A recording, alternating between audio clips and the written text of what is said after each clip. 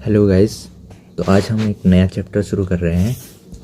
9th के NCERT का तीसरा चैप्टर है। ठीक है, तो उसका पहला टॉपिक देख लेते हैं। सबसे पहले इसमें द्रव्यमान के संरक्षण का नियम।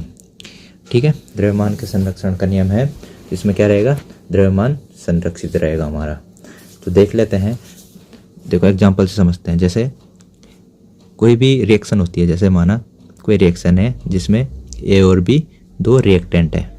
ठीक है, और ये रिएक्शन करके क्या बना रहे हैं, ये बना रहे हैं हमारा C+D।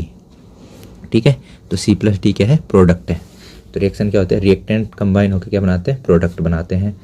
तो अगर ये जो हमारा रूल है द्रव्यमान के संरक्षण का नियम, तो ये बोलता है कि अगर कोई दो रिएक्टेंट है, ठीक है, मतलब कितने भी रिएक्टेंट हो सकते हैं, तो किसी रिएक्शन में जितने रिएक्टेंट होते हैं उनका मास, ठीक है, उनका जो मास होता है और जो हमें प्रोडक्ट प्राप्त होता है, जो प्रोडक्ट मिलता है इनके रिएक्शन करने से, उसका जो मास होता है वो हमेशा क्या होता है, इक्वल होता है।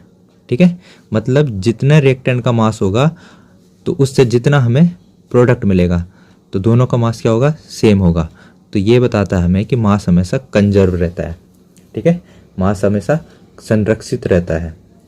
ठीक है, इसलिए इसको हम ऐसे भी कह सकते हैं कि मास को ना ही क्या कर सकते हैं, सृजन किया जा सकता है, ना ही मास का सृजन किया जा सकता है, ना ही मास को उत्पन्न किया जा सकता है, और ना ही मास को क्या किया जा सकता है, नष्ट किया जा सकता है। ना ही मास को उत्पन्न किया जा सकता है और ना ही मास को नष्ट किया जा सकता है। ठीक है, जो सेकेंड रूल है हमारे पास, निश्चित अनुपात का नियम। देखो ये क्या होता है, ये हमें बताता है कि जो एक शुद्ध रासायनिक यौगिक, प्योर केमिकल सब्सटेंस होते हैं, जो उसमें जो तत्व होते हैं वो हमेशा द्रव्यमानों के निश्चित अनुपात में विद्यमान होते हैं। देखो इसको समझ लेते हैं। ठीक है, जैसे हमारे पास कोई एक शुद्ध रासायनिक यौगिक बताओ कोई सा, जैसे मान लिया हमने क्या है, हमारे पास H2O है। ठीक है, क्या है, H2O वाटर मॉलिक्यूल है। तो इसमें क्या होता है, इसमें दो क्या है, दो तो H हैं, दो H हैं और एक ऑक्सीजन है, दो H हैं और एक ऑक्सीजन है। जो हाइड्रोजन है, हाइड्रोजन का मास होता है 1, ठीक है, और दूसरे का भी 1, और जो ऑक्सीजन होता है, ऑक्सीजन का मास होता है 16। तो अगर मैं दोनों का रेशियो करूं तो दो हाइड्रोजन है 2 × 1, और जो ऑक्सीजन है, ऑक्सीजन का मास कितना होता है 16।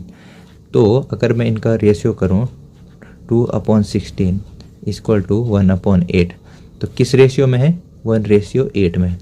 तो मैं कितने भी मॉलिक्यूल ले लूँ, कितने भी ग्राम वाटर ले लूँ, 1 लीटर ले लूँ, 2 लीटर ले लूँ, ठीक है, उसमें जो H2O होंगे उनमें हमेशा रेशियो 1:2 का ही रहेगा। जो हाइड्रोजन और ऑक्सीजन का रेशियो है, इसमें यौगिक में तत्व कौन से हैं, हाइड्रोजन और ऑक्सीजन है, तो इनका रेशियो हमेशा क्या रहेगा, 1:8 में ही रहेगा। तो ये क्या है, हमारा निश्चित अनुपात का नियम है। ठीक है,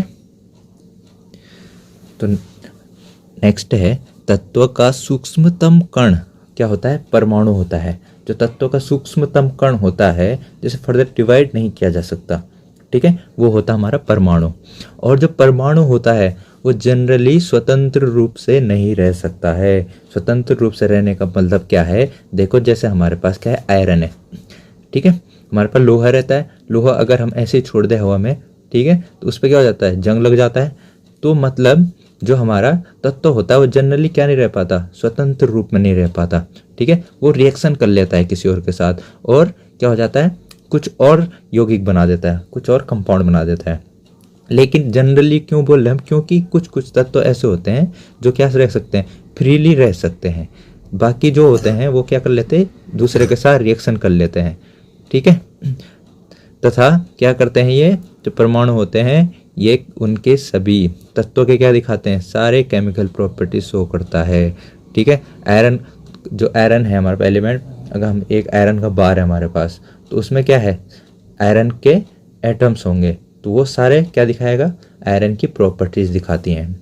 ठीक है, यहाँ पे जो हमें दिए गए हैं, हमें यहाँ पे कुछ तत्व दिए गए, कुछ एलिमेंट्स दिए गए हैं और उनके सिंबल दे रखे हैं। जैसे एल्यूमिनियम, एल्यूमिनियम का सिंबल क्या होता है, Al होता है। आर्गन, आर्गन का सिंबल क्या होता है, Ar। ये बेरियम है, बेरियम का सिंबल है Ba। बोरोन, बोरोन का सिंबल होता है B। ब्रोमीन, ब्रोमीन का होता है Br। कैल्शियम, कैल्शियम का होता है Ca। कार्बन, कार्बन का सिंबल होता है C। क्लोरीन, क्लोरीन का सिंबल होता है Cl। कोबाल्ट, कोबाल्ट का सिंबल होता है Co। ऐसे ही कॉपर है, कॉपर का सिंबल होता है Cu। फ्लोरीन, फ्लोरीन का होता है F। गोल्ड, गोल्ड का होता है Au। ये याद रखने हैं हमें, ठीक है, ये पूछ सकता है वो एग्जाम में। हाइड्रोजन, हाइड्रोजन का क्या होता है H। आयोडीन का होता है I। आयरन का Fe। ये जो सीसा, सीसा को बोलते हैं लेड, ठीक है, लेड का होता है Pb। मैग्नीशियम, मैग्नीशियम का होता है Mg। नियोन, नियोन का होता है Ne। Nitrogen simple N। Oxygen का O। पोटेशियम, पोटेशियम का होता है K, ठीक है, ये भी याद रखना पड़ेगा मैं। सिलिकॉन, सिलिकॉन का होता है Si। सिल्वर है, सिल्वर का क्या होता है Ag होता है। सोडियम, सोडियम का होता है Na। सल्फर का होता है S। यूरेनियम, यूरेनियम का होता है कैपिटल U। जिंक, जिंक का होता है Zn, ठीक है। तो ये कुछ तत्व हैं, इन सभी के हमें सिंबल पता होने चाहिए। सिंबल पता होंगे तो हमारे लिए आसान हो जाएगा इन क्वेश्चंस को करना, तो हमारे फर्दर जो हमारे पास क्वेश्चन आएंगे करने के लिए, ठीक है। तो हमें ये सिंबल लगभग याद होने चाहिए। तो गाइस जो नेक्स्ट टॉपिक आता है हमारे पास, परमाणु द्रव्यमान। देखो परमाणु द्रव्यमान क्या होता है, एटॉमिक मास, एटॉमिक मास क्या होता है, तो जो हमें साइंटिस्ट ने बता रखा है, जो हमें बोल रखा है कि क्या होता है, इसके लिए कुछ स्टैंडर्ड होना चाहिए, स्टैंडर्ड मानो उन्होंने कुछ, ठीक है। तो स्टैंडर्ड मान रखा उन्होंने कि एटॉमिक मास के लिए स्टैंडर्ड क्या होना चाहिए, तो उन्होंने मान रखा है कि जो कार्बन होता है, कार्बन को हम तो C से डिनोट करते हैं, तो कार्बन का जो मास होता है, कार्बन का जो मास होता है, ठीक है, उसका 1/12वां भाग, ठीक है, जो एटॉमिक मास का स्टैंडर्ड माना गया है। जैसे हम बोलते हैं 1 ग्राम स्टैंडर्ड, ठीक है, जैसे हम 1 ग्राम स्टैंडर्ड मानते हैं, वैसे ही एटम्स के लिए क्या माना गया है स्टैंडर्ड, जो कार्बन का मास होगा, ठीक है, जो कार्बन का मास होगा उसका 1/12वां भाग, ठीक है। तो परमाणु द्रव्यमान के लिए स्टैंडर्ड क्या मान रखा है, जो कार्बन का मास होगा उसका 1/12वां भाग, ठीक है, तो उसको मान रखा है परमाणु द्रव्यमान के लिए स्टैंडर्ड। तो देख लेते हैं, अब हम क्या देख लेते हैं, तो ऐसे ही ये सब करके क्या आता है, ठीक है, ये सब करके क्या आता है, जो हमारा हाइड्रोजन है, तो हाइड्रोजन के लिए जो यूनिट मानी गई है वो 1 यूनिट मानी गई है, तो ये जो हमारा है इसके बराबर होता है 1 यूनिट, ठीक है। जो ये द्रव्यमान स्टैंडर्ड है, तो स्टैंडर्ड क्या मान लिया है 1 यूनिट, ठीक है। ऐसे कार्बन का क्या होता है 12 यूनिट होता है, नाइट्रोजन का होता है 14 यूनिट, ऑक्सीजन का 16 यूनिट, सोडियम का 23 यूनिट, मैग्नीशियम का 24 यूनिट, सल्फर का 32 यूनिट, क्लोरीन का 35.5 यूनिट, कैल्शियम का 40 यूनिट। तो ये सब क्या है, परमाणु द्रव्यमान है, जिनके एटम्स के क्या है मास हैं, ठीक है। तो कुछ एटम्स के मास याद रख लेंगे, क्योंकि एक आगे हमारे जब हम क्या करेंगे मोल कॉन्सेप्ट करेंगे, तो उसमें हमें ये ज़रूरी होगा, ठीक है, तो ये हमें याद करना पड़ेगा। बहुत बढ़िया। देखो अब क्या होता है, अब हमारे पास एक नया टॉपिक है अणु। तो अणु क्या होते हैं, जब परमाणु क्या करते हैं, कंबाइन करते हैं। जब परमाणु क्या करते हैं, माना ये एक परमाणु है, ये दूसरा परमाणु है, ठीक है, तो ये कंबाइन करेंगे, तो इनसे जो कंबाइन करके बनेगा वो हमारा बनेगा अणु। तो ये कंबाइन कर लेते हैं, तो यहाँ पे अणु बन जाते हैं, ठीक है। तो जब अणु बन जाते हैं, तो देखो अणु किस प्रकार हो सकते हैं, तो यहाँ पे इन्होंने दिया है, जो हमारा तत्व होते हैं, तत्व 3 प्रकार के होते हैं। अभी हम देख लेते हैं 2 प्रकार, 3 प्रकार के कौन कौन से होते हैं, अधातु होते हैं, उपधातु होते हैं और धातु होते हैं। तो हम अधातु और धातुओं के एग्जाम्पल दे लेते हैं पहले, ठीक है। तो देखो अधातु है हमारे पास, जो गैस होती हैं या कुछ, ठीक है, कुछ सॉलिड्स भी होते हैं, पर जनरली जो गैस होते हैं वो सब क्या होते हैं, अधातु होते हैं। जैसे आर्गन गैस है, आर्गन जो गैस है वो क्या होता है, अधातु होता है। तो देखो ये एक परमाणु गैस होते हैं, ये क्या होते हैं, एक परमाणुक अणु होते हैं।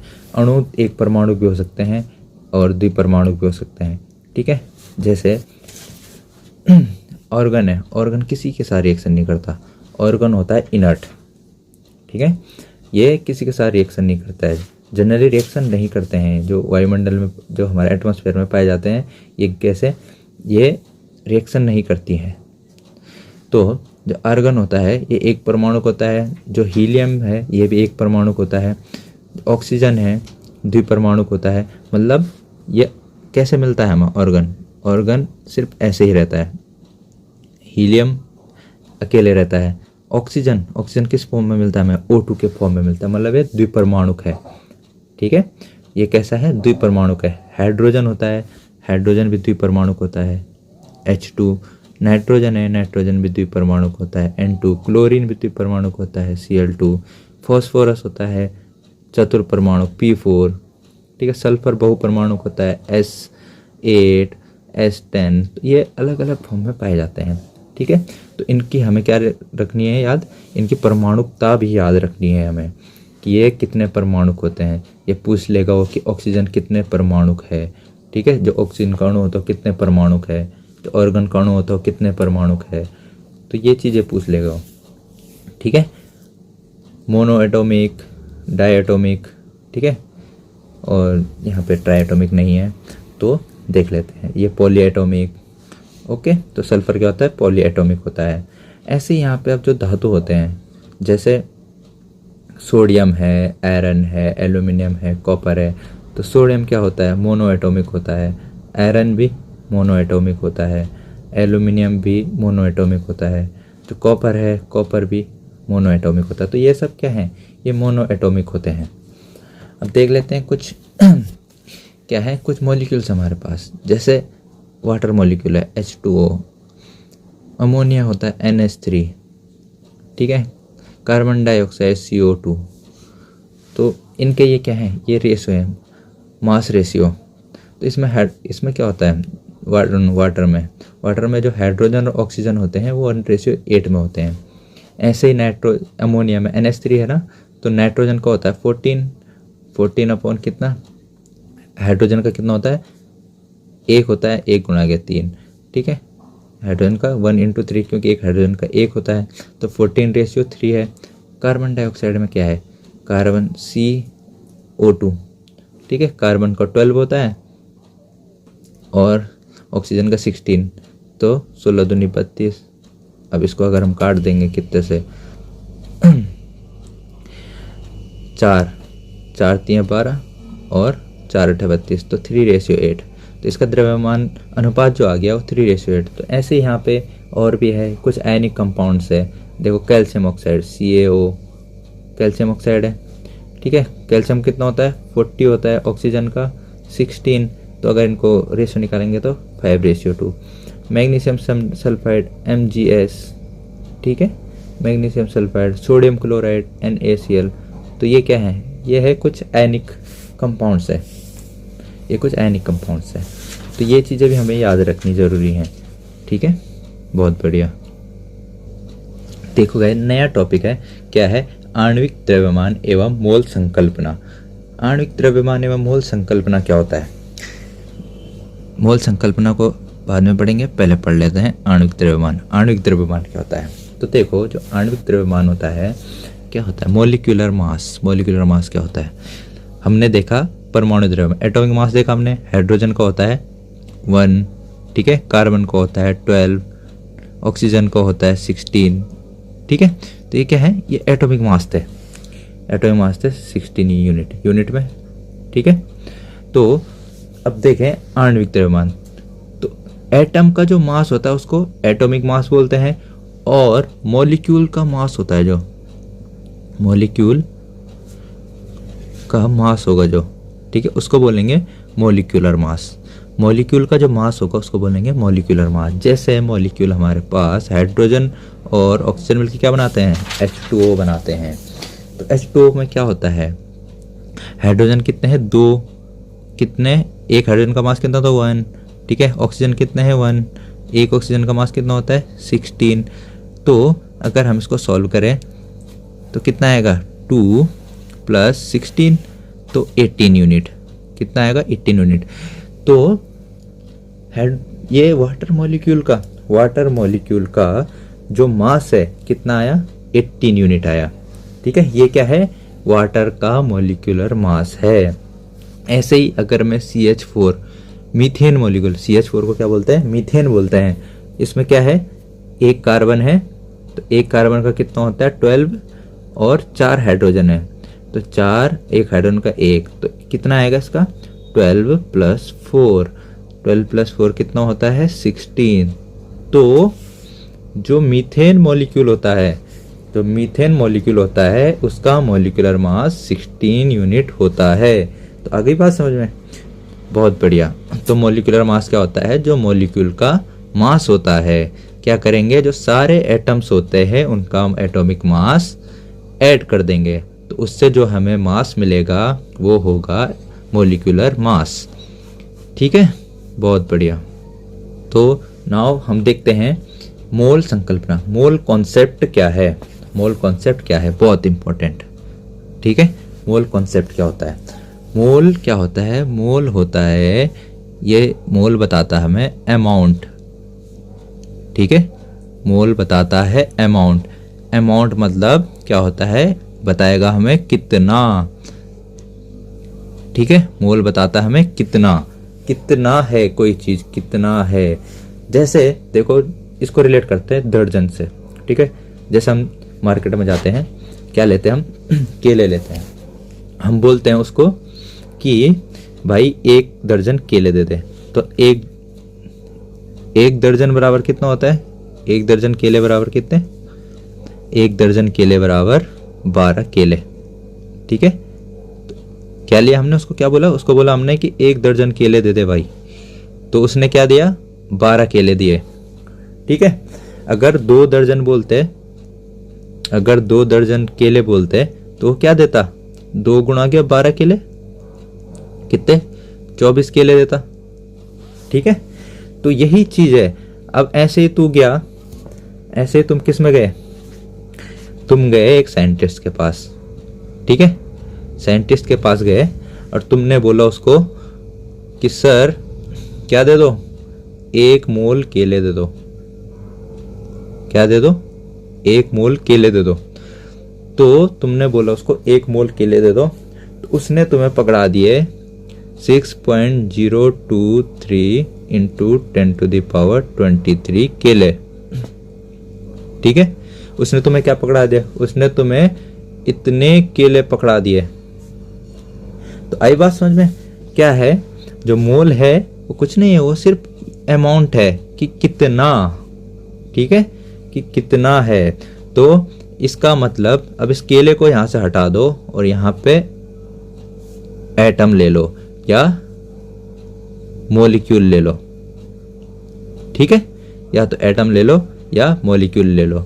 अगर हम बात करें कि 1 मोल क्या दे दो हमें, 1 मोल हीलियम दे दो भाई, 1 मोल हीलियम दे दो, तो मतलब उसमें कितने हैं 1.023 × 10⁻23 क्या आएंगे, हीलियम एटम आएंगे। अगर हम बात करें कि 1 मोल H2O, तो उसमें क्या आएंगे 6.023 × 10⁻23 क्या आएंगे, H2O मॉलिक्यूल्स आएंगे। ठीक है, ऐसे ही 1 मोल CH4 बोलेंगे तो उसमें क्या होगा 6.023 × 10⁻23 CH4 मॉलिक्यूल्स आएंगे। ठीक है, तो मोल क्या हुआ, मोल है अमाउंट। ठीक है, आ गई बात समझ में, बहुत बढ़िया। अब जो ये 6.023 × 10⁻23 है, इसको बोलते हैं आवोगाद्रो नंबर। इसको क्या बोलते हैं, आवोगाद्रो संख्या। ठीक है, ये आवोगाद्रो ने बताया था हमें। तो देखो इसका यूज हम कैसे करेंगे अभी। ठीक है, ये मोल का क्या यूज करेंगे, तो ये क्या होता है 1 मोल, 1 मोल में कितने होते हैं, इतने होते हैं। कोई भी चीज़, 1 मोल केले बोलेंगे तो इतने केले, 1 मोल मॉलिक्यूल बोलेंगे तो इतने मॉलिक्यूल, ठीक है। तो ये क्या होता है, 1 मोल हो गया। अब देखो एक सूत्र होता है जो हमें क्या बताता है, वो बताता है हमें मोलों की संख्या। तो हमें मोलों की संख्या जो होती है वो निकालने के लिए हमारे पास एक सूत्र होता है, जो है हमारे पास दिया गया द्रव्यमान। क्वेश्चन देखेंगे हम इसका तब समझ में आएगा क्या होता है। दिया गया द्रव्यमान बटे मोलर द्रव्यमान, ठीक है। ये क्या होता है ये देख लेते हैं। जैसे हमारे पास क्वेश्चन पूछा उसने कि जो हमारा 52 ग्राम क्या है, हीलियम है। तो 52 ग्राम हीलियम में हमें क्या करना है, नंबर ऑफ मोल्स ज्ञात करने हैं, मतलब मोलों की संख्या ज्ञात करनी है। तो देख लेते हैं इसको कैसे ज्ञात कर सकते हैं हम। तो नंबर ऑफ मोल्स को डिनोट करते हैं स्मॉल n से। तो स्मॉल n से डिनोट करेंगे। तो दिया गया द्रव्यमान कितना है, 52 ग्राम। हीलियम कितना दे रखा है, 52 ग्राम हीलियम दे रखा है। और जो हीलियम का क्या होता है, मोलर वेट होता है, मोलर मास होता है। हीलियम का मोलर मास होता है वो होता है 4, ठीक है। हीलियम का मोलर मास होता है जो वो होता है 4, ठीक है, 4 ग्राम, ठीक है। 1 मोल हीलियम का जो वेट होता है वो होता है 4 ग्राम। आई बात समझ में। मोलर वेट 4 ग्राम होता है हीलियम का। तो हम क्या कर देंगे, इसको 4 से डिवाइड कर देंगे तो हमारे मोल निकल के आ जाएंगे। तो 4, तो कितने आ गए, 13 मोल आ गए। तो 52 ग्राम हीलियम में हीलियम के कितने मोल होंगे, 13 मोल होंगे। आ गई बात समझ में, बहुत बढ़िया। तो गाइस एक क्वेश्चन और है कि वो बोल रहा है कि जो 1 मोल नाइट्रोजन परमाणु है, 1 मोल नाइट्रोजन परमाणु है, तो इसका क्या बताना है हमें, मास कितना होगा। 1 मोल नाइट्रोजन परमाणु है, इसका मास कितना होगा। तो देख लेते हैं इसका मास। अभी हमने फॉर्मूला देखा था, जो नंबर ऑफ मोल्स होते हैं, नंबर ऑफ मोल्स, ठीक है, नंबर ऑफ मोल्स होते हैं वो होते हैं गिवन वेट नहीं, given mass upon molar mass. तो इसमें से हमें क्या क्या पता होता है, इसमें से हमें नंबर ऑफ मोल्स उसने दिए हैं, मोलर मास हमें पता होता है नाइट्रोजन का कितना होता है, 14 होता है। नाइट्रोजन का मोलर मास कितना होता है, 14 होता है। तो ये हम आसानी से निकाल लेंगे, ठीक है। तो नंबर ऑफ मोल्स, तो ये कितना है, 1 है। और ये निकालना है हमें मोलर मास, वो गिवन जो मास निकालना है हमें। और जो मोलर मास है हमें कितना दे रखा है, कितना होता है, 14 होता है। तो यहाँ से हम निकाल सकते हैं, ये इधर चला जाएगा। तो 1 × 14 = m। तो जो मास होगा 1 मोल किसका, नाइट्रोजन एटम्स का, वो होगा 14 ग्राम। क्या होगा, 14 ग्राम। तो 1 मोल नाइट्रोजन एटम्स का जो मास होगा वो होगा 14 ग्राम। बहुत बढ़िया। तो गाइस इस चैप्टर के लिए इतना काफ़ी है। और जो इस चैप्टर से रिलेटेड जितने भी क्वेश्चंस होंगे, ठीक है, जो इम्पोर्टेंट क्वेश्चन लगेंगे उन सबको नेक्स्ट वीडियो में डिस्कस कर लेंगे, ठीक है। तो तब तक के लिए क्या करिए, आप चैनल को सब्सक्राइब करिए और बेल आइकन को प्रेस कर दीजिए, ठीक है। तो मिलते हैं फिर नेक्स्ट वीडियो में, बाय।